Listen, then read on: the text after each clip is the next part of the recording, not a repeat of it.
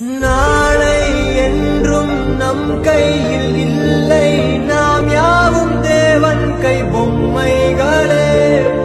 என்றால் கூட போராடு நண்பா, என்றைக்கும் தோற்காது உண்மைகளே. செங்கோட்டை பொன்னில்லாமல் ஓடு, கோல்டு தேடி வரும். உந்தன் வாழும் நம்பிக்கை போலே வேர்வை வெற்றி தரும். நாங்கள் ரிஷியும் இல்லை, ஓர் ருஷியை சொன்னோம்.